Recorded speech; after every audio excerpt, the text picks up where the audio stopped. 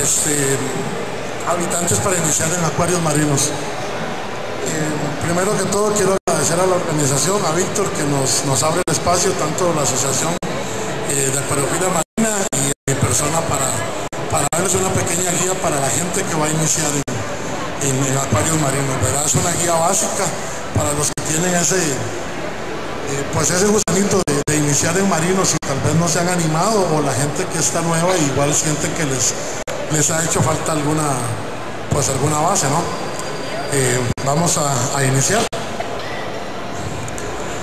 Vamos a empezar diciendo que el acuario marino, ¿verdad? Todos sabemos es un complejo ecosistema, ¿verdad? O sea, hay microorganismos, bacterias que nosotros no podemos ver a simple vista y tenemos los habitantes ya más grandes, los que normalmente nosotros introducimos en el acuario ya digamos por compras o cambios con amigos, ¿verdad? Hay tres grandes grupos, o sea, los separé en tres grandes grupos que son invertebrados no fotosintéticos, peces y por último los corales, ¿verdad? Les recuerdo que la charla es como básica, o sea, es como para la gente que va apenas a iniciar en los tanques marinos, ¿verdad?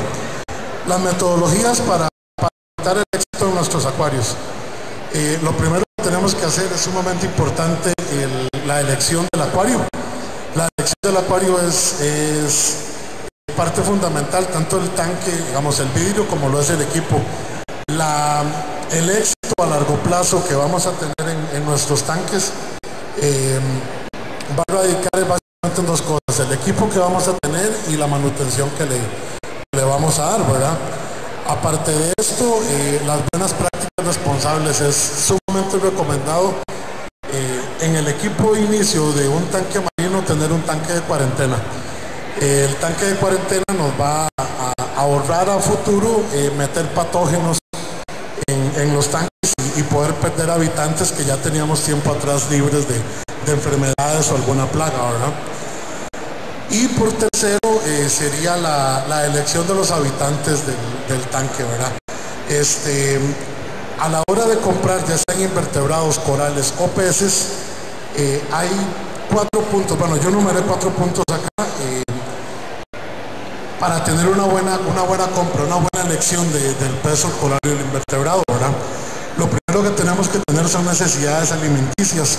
Hay tanto peces o invertebrados que son pues muy especializados a la hora de alimentarse, y esos son especímenes que debemos dejar para cuando tengamos más experiencia, o incluso algunos nunca deberíamos de tenerlos en acuario. Entonces, lo primero que tenemos que ver es la alimentación, que sea una alimentación fácil, que la podemos suplir bien con alimentos secos o alimentos congelados. El segundo punto son las necesidades de espacio por tamaño o comportamiento. ¿Esto qué quiere decir? Esto quiere decir, digamos, podemos llegar a un acuario, hacer una compra, ya tenemos nuestro tanque armado y demás, y vemos un cirujano, por ejemplo. Los cirujanos son peces muy lindos, súper llamativos, ¿verdad? Todos conocemos, creo que la mayoría han visto Buscando a Nemo, que sale Dory. Ese es un pez que a todo el mundo siempre le ha gustado. Pero ¿qué es lo que pasa? Que son peces de necesidades de espacio por nado muy específicas, o sea, ocupa acuarios muy grandes. Entonces, si nosotros vamos a tener en la casa un tanque, no sé, 30, 40, 50 galones, el Dory o el cirujano azul no va a ser una buena compra, ¿verdad? Segundo, tenemos por comportamiento. Hay peces, hablando específicamente de peces, que necesitan espacios de nado muy grandes, o hay, por ejemplo, gobios que necesitan camas de arena muy profundas para poder sobrevivir cazando la microfauna de la arena. Entonces, todas estas son cosas que tenemos que ir viendo a la hora que vamos a invertir en una pecera y a la hora de meter los animales, ¿verdad? Los inquilinos. O sea, al final es una inversión de tiempo, es una inversión de dinero, pero sobre todo hay que tener un respeto por los animales, ¿no? La idea no es comprar un coral o comprar un pez que no vaya a estar, digamos, de la manera más óptima en nuestro tanque.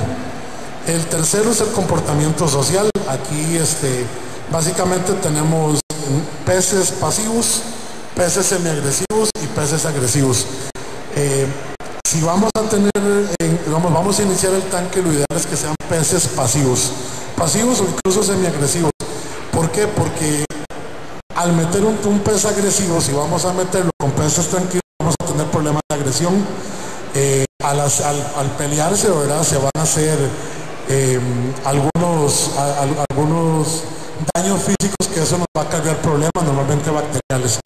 Entonces es muy importante que sean de peces tranquilos o semiagresivos, que vayan a hacer fácil mantenimiento para nosotros.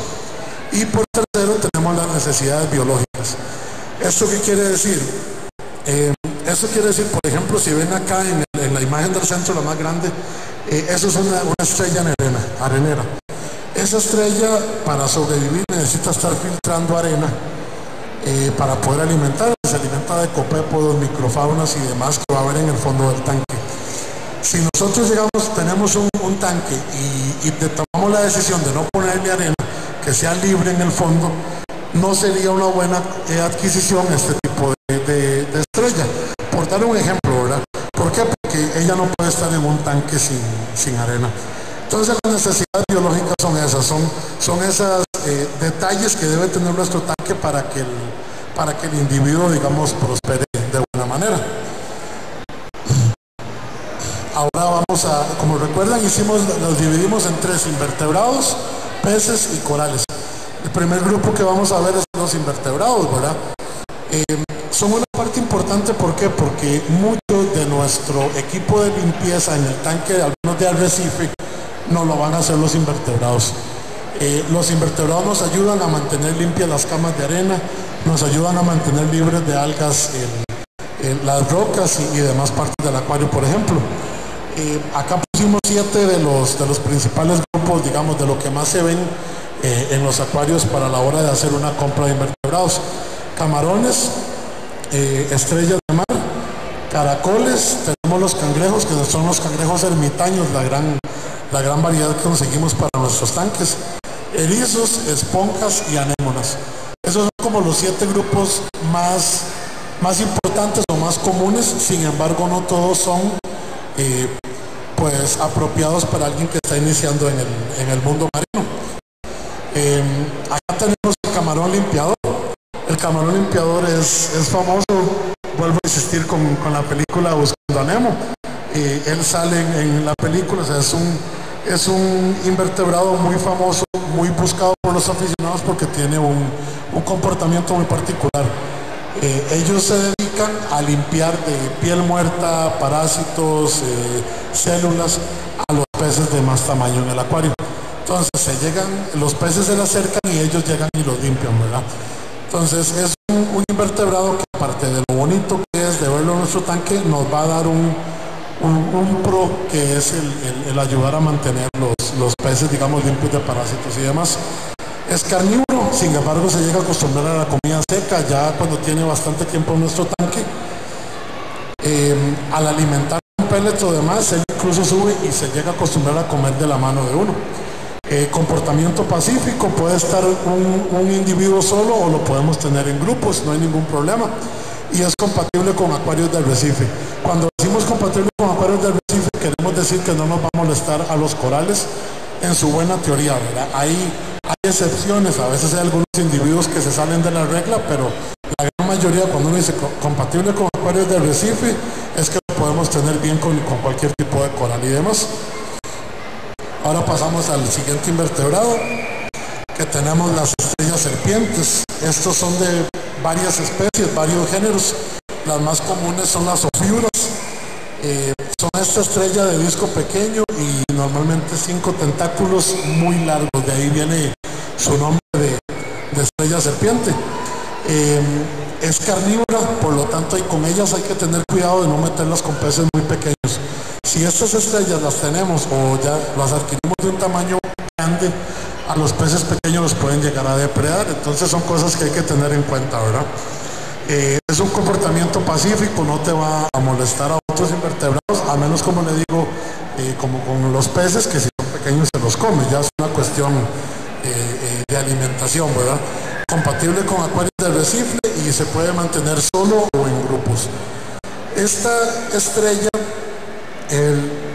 lo bonito, digamos, de tenerlas es que te ayudan, al igual que otros invertebrados, a mantener limpias las camas de arena. O sea, los que ya hemos tenido acuarios por mucho tiempo, siempre pasamos luchando porque nos gusta ver el acuario inmaculado, nos gusta ver el acuario limpio, las camas de arena blancas y etcétera. Estas estrellas cumplen ese rol. Estas estrellas nos ayudan a mantener limpio de excesos de comida y demás desechos del tanque. El siguiente invertebrado son los cangrejos ermitaños. Estos también hay de varias especies, de varios géneros incluso científicos, y los que nos interesan son los que en los acuarios se venden o se ofrecen como pequeños enanos, le llaman dwarf, enanos. ¿Esto por qué? Porque hay algunos que se llegan a ser de tamaños tan considerables que nos pueden llegar a botar incluso rocas del acuario. Entonces, como recomendación, buscar los que son pequeños, que no crecen mucho. Son muy útiles porque son herbívoros. Las algas, que es algo con los que muchos luchamos día a día en nuestros tanques, ellos son realmente voraces a la hora de comer algas, entonces nos ayuda mucho. A diferencia de la estrella anterior que vimos en el punto anterior, la estrella solo pasa en la arena. Estos se nos llegan a subir en las estructuras de rocas y nos ayudan a limpiar la roca de algas y demás. Comportamiento pacífico, igual compatible con acuarios de arrecife, y se puede mantener solo en grupos. Eso igual, ¿qué quiere decir? Que podemos tener un solo ermitaño o podemos tener más ermitaños. Fuera de lo que les he comentado, el otro punto que hay que tener cuidado con estos ermitaños es que ellos no fabrican su concha, ¿verdad? La concha ellos la colonizan, entonces si tenemos caracoles o incluso ermitaños de menor tamaño con otros y ya las conchas les quedan pequeñas, ellos abandonan su concha y van a buscar una concha más grande, y ahí sí matan o sacan de la concha al otro individuo para adueñarse de una más grande, por así decirlo. Entonces sí hay que tener cuidado con caracoles y demás, porque los van a sacar de su concha. Ahora vamos con la elección de peces. Los peces, creo que aquí todos van a estar de acuerdo, es como la parte al menos más visible de nuestro acuario, ¿verdad? Lo que a la gran mayoría más le gusta. Hace unos años recuerdo que yo tenía el tanque mío, es un poco grande, que tengo en la casa, y estaba lleno de corales, invertebrados, pero peces habían como 2 o 3. Y como yo nunca estoy en mi casa, entonces no estaban acostumbrados a ver gente, y cuando uno se les acerca se esconden. Cuando llegaban visitas, los peces se escondían y la gente me decía, ¿dónde están los peces? Pero hay corales, y no, a la gente lo que le gusta más es el pez, ¿verdad? Este es como el punto que todo el mundo busca, al menos cuando van a ver acuarios, ¿verdad? Tenemos, puse 5 grupos principales de peces que vemos en los acuarios a la hora de hacer compras. Los peces payaso, ese es el número 1 definitivamente. Creo que incluso la gente que nunca ha tenido un tanque sabe cuál es un pez payaso. Segundo grupo son los ángeles. Tercero, las damiselas, cirujanos y gobios. Son 5, o sea, existen muchos grupos más. Incluso esos grupos los puedo separar por subcategorías. Por ejemplo, los ángeles se pueden separar en ángeles grandes y ángeles enanos, pero aquí lo que estoy es como dando por encima, ¿verdad? La idea, ¿verdad? Los peces para iniciar en un acuario es igual sumamente importante a la hora de adquirir lo que sean de un fácil mantenimiento, ¿verdad? El primero, indiscutiblemente, es el payaso Celaris, el famoso Nemo. Son omnívoros, estos se llegan a comer comida seca, se alimentan de comida congelada, incluso pequeña microfauna que hay en los acuarios. Son semiagresivos. ¿Esto qué quiere decir? Que cuando uno los introduce en un acuario nuevos, ellos son de un comportamiento muy tranquilo, pero ya cuando se establecen, normalmente se adueñan de una parte del acuario. Si tenemos anémona, normalmente la teoría dice que se van a arrimar a la anémona. Pasa que a veces no vuelven a la anémona, incluso llegan a colonizar corales. Corales como eufilios o sarcofitones, que el sarco lo vamos a ver más adelante, pueden albergar a los payasos y que lo agarren, digamos, para convivir. Es compatible con arrecifes, o sea, no nos van a picar corales. Y a diferencia del invertebrado, que el espacio es tan importante, con los payasos, con los peces en general sí es importante. El tamaño mínimo recomendado para un payaso de estos es 30 galones. El problema con eso es que a veces llegamos a los acuarios, bueno, no sé si nos acompañaron en el stand que tenemos de la SOCAM, tenemos unos payasos pequeños, muy pequeños, 1 centímetro, media pulgada, lo mucho. Ese es el tamaño porque normalmente lo vamos a conseguir en los acuarios, en los comercios, pero él crece. Entonces, ¿qué pasa si compramos un payaso de estos de pequeño tamaño para tener en un tanque pequeño, esperando que nos viva, pasen los años y él crezca y demás? Va a llegar un punto en que el tanque le va a quedar pequeño. Entonces, como recomendación, a la hora de hacer una compra de peces hay que pensar en ese pez a tamaño de adulto, ¿verdad? No es el tamaño que lo compramos, sino el tamaño de adulto que él va a llegar a tener. El segundo pez que tenemos es otro payaso, es el payaso Clarky. No es tan famoso como el Nemo, pero sin embargo, a gusto personal, me gusta mucho más porque el blanco es mucho más vibrante en ellos. Es igual omnívoro, igual como el payaso anterior. Comportamiento semiagresivo, pasa lo mismo, son tranquilos, pero a la hora de tenerlos en un tanque, cuando se adueñan de una parte del tanque, incluso uno le mete la mano y le llegan a dar pequeños mordiscos, ¿verdad? Porque sí son medios territoriales. Compatible con arrecife, igual que el payaso anterior, el tamaño mínimo recomendado va a ser de 30 galones, recuerden, pensando a un tamaño de adulto. Como general de los payasos, creo que parte de lo más atractivo que tienen es verlos convivir con una anémona, es lo que a muchos les gusta. Pero la anémona, sí debo decirles que la anémona no es fácil de mantener. La gran mayoría de personas que compran y no tienen el equipo al menos necesario, las anémonas se llegan a morir. Entonces, simplemente para dejarles que uno puede tener payasos sin anémona, no, el pez no se va a enfermar, no se va a morir, no le va a pasar nada. La anémona simplemente es un complemento para él que le ayuda a desarrollar el comportamiento territorial que él tiene. Pero sí se puede llegar a tener payasos sin anémona sin ningún problema. El siguiente pez que tenemos es el cardenal pijama. Este es un pez, uno de mis favoritos. Es un pez muy común, lo vemos mucho en acuarios, sin embargo, son de esos clásicos de los que uno siempre le gustan, ¿verdad? La alimentación sí es un poco más compleja. La gran mayoría no se llegan a acostumbrar a comer alimento seco. ¿Esto qué quiere decir? Que tenemos que alimentarlos con alimento congelado. Ahora el alimento congelado se consigue prácticamente en cualquier acuario.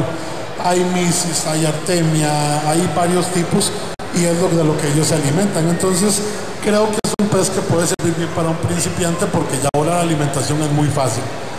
Es un comportamiento pacífico con otras especies. Sin embargo, si metemos un grupo de ellos, sí se puede dar un tipo de agresión. Por lo tanto, debemos tener o un grupo grande de unos 6 individuos o más, y si no, meter un individuo solo, que sea, digamos, solamente un cardenal. Igual que los peces anteriores, de hecho, todos los peces que vamos a hablar son compatibles con arrecife. Y el tamaño mínimo recomendado, al igual que los payasos, es de 30 galones. Este va siendo como el tamaño mínimo recomendado, porque si es más pequeño a la hora de mantener un acuario marino, mientras más pequeño es más complicado, los cambios químicos van a ser más rápidos y se nos puede complicar un poco el mantenimiento a largo plazo. El siguiente pez que tenemos es el Blenny alga. Este se le conoce como salarias también. Este es un pez que es totalmente herbívoro, es un pez casi que a gusto mío debería ser imprescindible en cualquier acuario marino porque nos ayudan mucho con las algas indeseables, alga pelo, briopsis y etcétera, otros tipos de algas, ellos se los comen. Entonces es un pez que tal vez no sea tan llamativo como payasos, cirujanos, ángeles, pero sí es muy útil, ¿verdad? Es muy utilitario. Este es igual pacífico con otros peces, pero con otros de su misma especie sí va a haber un comportamiento agresivo, más que todo por espacio.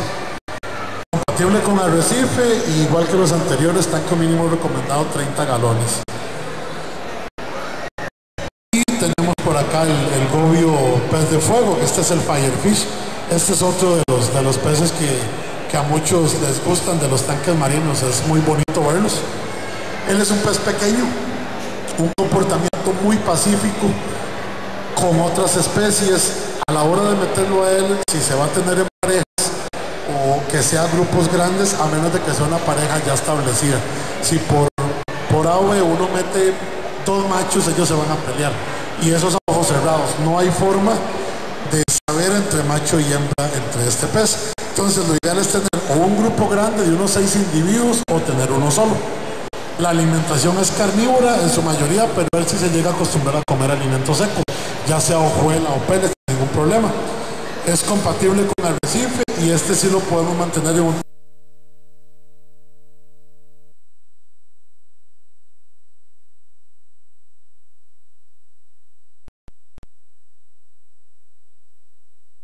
fotosintéticos, ¿verdad? Hablamos de cangrejos ermitaños, hablamos de las estrellas de mar y demás. Luego hablamos de peces. Eso es como el recomendado para cuando alguien va a iniciar en acuarios marinos. Si ustedes están con el gusanito de que quieren tener pecera marina y demás, lo ideal es que empiecen con invertebrados no fotosintéticos y con peces. Ya cuando adquieran un poco más de experiencia, vamos a poder meternos en esto otro que ya es un mundo un poco más complicado, como un mundo aparte, ¿verdad? La elección de los corales. Tienen necesidades diferentes a los peces y la mayoría de otros invertebrados que no sean fotosintéticos. ¿Qué quiero decir con esto? Que el agua, se debe ser más cuidadoso con el agua, y básicamente la gran diferencia radica en la luz. Los corales se alimentan en su mayoría de luz, son fotosintéticos. La demás alimentación pasa a ser secundaria, o sea, yo puedo tener corales con una buena luz sin nunca darles un alimento en polvo o alimentos líquidos que se venden para corales, digamos de zooplancton y ese tipo de productos. Entonces, básicamente tenemos que tener agua más limpia y mejor iluminación. La iluminación no es solo cantidad, sino calidad. La luz es muy importante, de que sea, digamos, de una luz equilibrada para acuarios marinos. Los corales, los aficionados, a través del tiempo de los años, los hemos dividido en 3 grandes grupos. Tenemos de primero los que se llaman SPS, que estos son corales duros, de esqueleto óseo duro, con pólipo pequeño. Esta es como la punta de la pirámide en corales. El SPS es lo más complicado de tener, por lo tanto se requiere tener un poco más de experiencia a la hora de adquirirlos. El segundo grupo son los LPS, que esos son corales igual de esqueleto óseo duro, con un pólipo grande. Estos requieren igual necesidades específicas, pero son mucho más fáciles de mantener que el primer grupo, que son los SPS. Y el tercer grupo son lo que llamamos corales suaves. Los corales suaves son estos corales que no tienen esqueleto óseo, o sea, son totalmente suaves. Ellos lo que hacen es retraerse, se encogen, y a la hora de expandirse se llenan de agua para darse como su cuerpo, ¿verdad? Su forma. Y son de los que vamos a hablar acá. Los suaves, a la hora de iniciar en un acuario marino, el coral suave es la mejor elección para empezar a familiarizarse con lo que es la manutención de los corales. El primer tipo que tenemos son los hongos. Bueno, acá puse Actinobiscus epes, la especie más común, pero hay varias diferentes. Tenemos que es un comportamiento semiagresivo. ¿Esto qué hacemos? Que si los ponemos cerca de otro coral, sí va a haber un tipo de agresión, más que todo por espacio. Necesidades de luz y movimiento es media, o sea, no necesita mucha cantidad de luz, y el movimiento de agua tiene que ser menor. Existen, al menos en los hongos, existen, no sé, decenas de colores. Acá en las fotos pusimos el morado, que es como azul morado, y aquel de la izquierda que tiene los puntos morados le llaman hongo Superman. Pero hay una variedad increíble, hay moteados, hay mármoles, hay rojos, amarillos, prácticamente el color que ustedes quieran van a encontrar.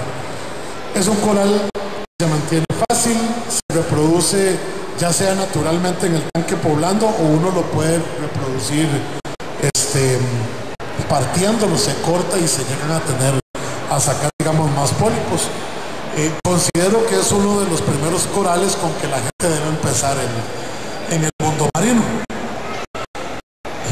La segunda variedad que tenemos son las cenias. Este es un coral muy común, crece crece de manera muy rápida y es muy prolífera, o sea, te llega a cubrir todas las rocas del acuario.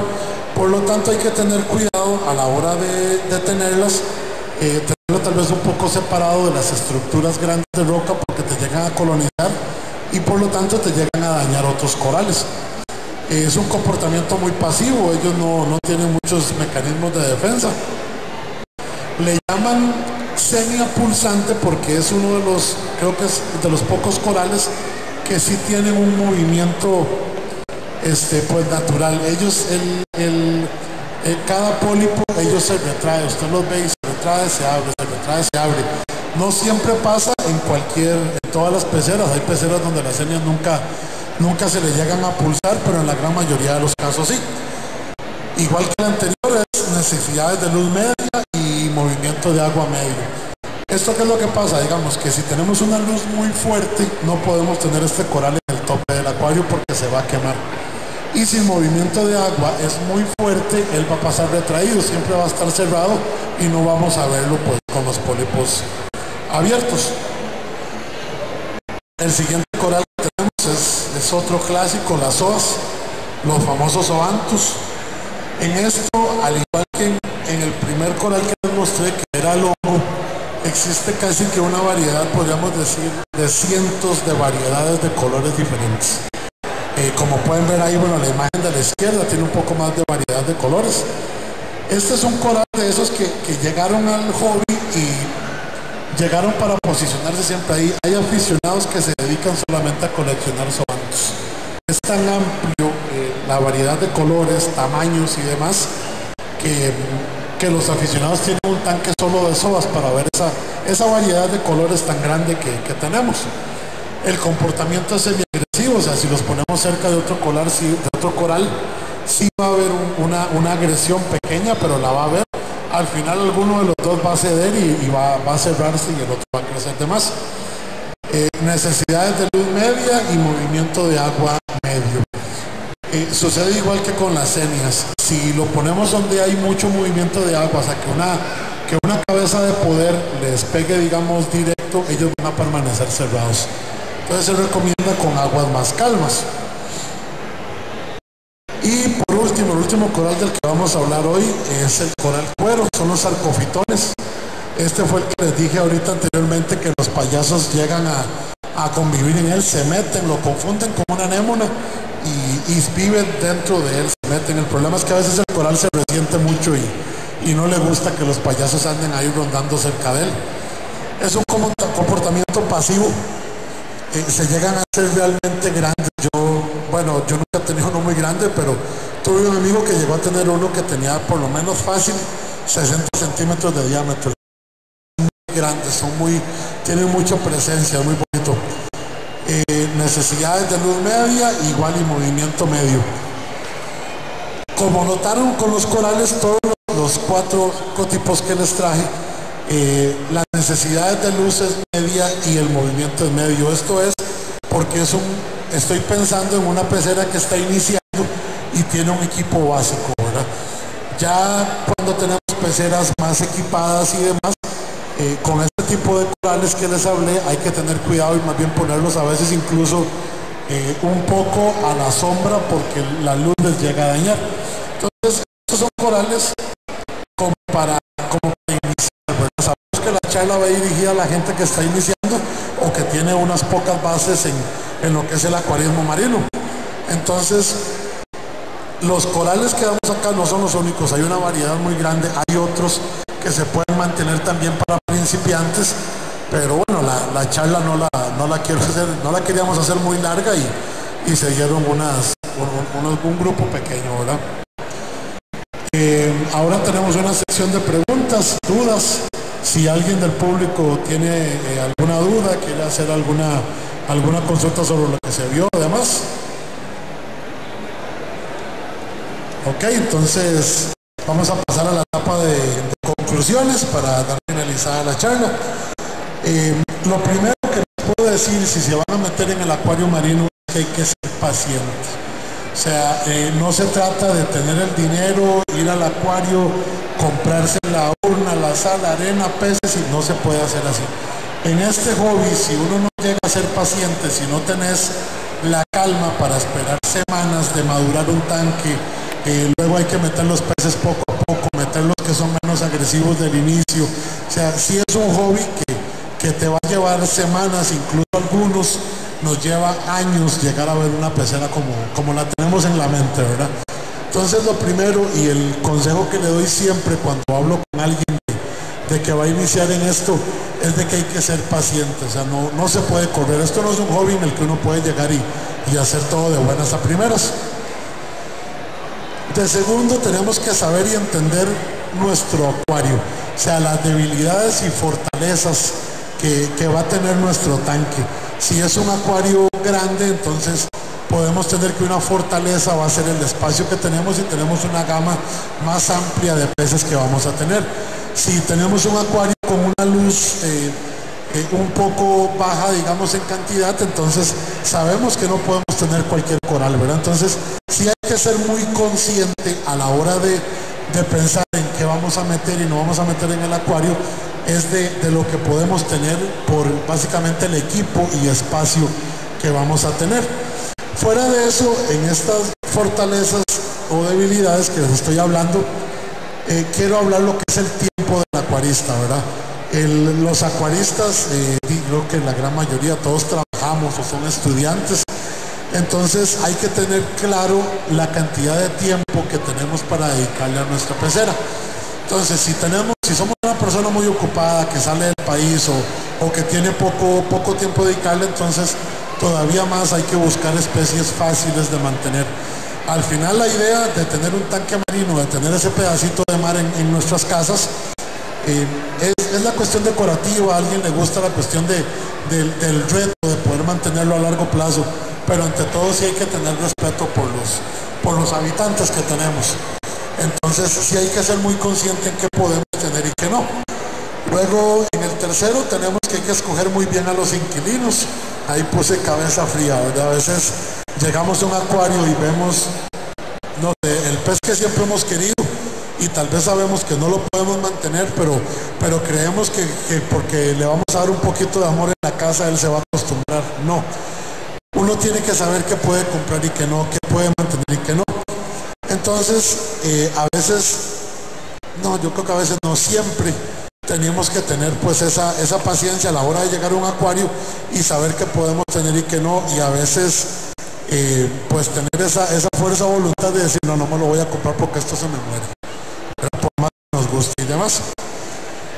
Y el cuarto punto es que hay que informarse. Esto es un hobby que requiere de mucho conocimiento, o sea, esto no, en una charla, digamos que yo vengo acá y les doy de 20-30 minutos, estamos tocando como la punta del iceberg. Esto hay que leer, hay que conseguirse libros, ir a buscar charlas, hay grupos que se especializan, digamos, en dar ayuda a gente que está iniciando. Entonces es una parte muy importante, o sea, el informarse es donde usted lo va a llevar a un buen puerto al final, ya sea, esto es para, no solo para Guasalada, el agua dulce también, la gente que quiere llegar a tener un acuario y entenderlo, entender qué es la química del agua y demás, esas son cosas que hay que estudiar, ¿verdad? Entonces sí hay que ser un poco más quisquilloso, buscar información y demás, y hay que buscar ayuda con experiencia, de gente con experiencia. Esto que quiero decir, que hay personas que ya han pasado por los problemas que va a tener una persona que recién inicia en el hobby. Entonces no hay que darle pena, no hay que pensar que porque, es que yo no sé nada, es una pregunta muy tonta, no. Decía un profe del cole que yo tenía que no hay pregunta tonta, sino pregunta tonta es la que no se hace. Entonces no les dé pena, busquen si tienen amistades que ya saben, o busquen ayuda profesional, como sea, pero sí es ideal que tengan como lo que llaman un padrinazgo a la hora de construir la pecera marina que queremos, ¿no? Y bueno, hasta acá llegamos. Era una charla bastante corta, muy introductoria, apenas como para darles una idea de lo que es tener y qué podemos tener en nuestros acuarios. De nuevo quiero agradecer a nuestros compañeros de la revista Acuariofilia Total por la invitación. Les recordamos que si tienen alguna duda o lo que sea, la asociación tiene el stand allá al fondo a la izquierda. Ahí pueden ir a evacuar dudas o demás, o incluso si tienen gusto de, tienen alguna idea y si quieren afiliar, ahí estamos. Somos una organización, una asociación con carácter jurídico sin fines de lucro, o sea, somos aficionados para aficionados. Ahí no vendemos peces, no vendemos equipo, pero sí podemos dar asesoramientos en qué pueden tener y qué no pueden tener. Gracias a todos, buenas tardes y espero que les haya resultado útil la charla.